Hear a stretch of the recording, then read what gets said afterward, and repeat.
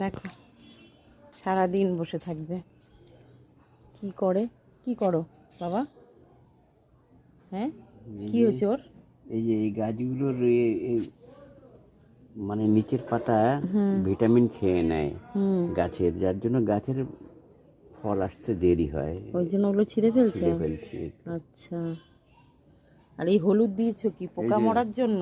না, এতে গাছে পিঁপড়ে হবে না। দেখো ওই টমেটো হয়েছে গাছে। কোথায় টমেটো হয়েছে? এই দেখো, এই দেখো। তাই তো।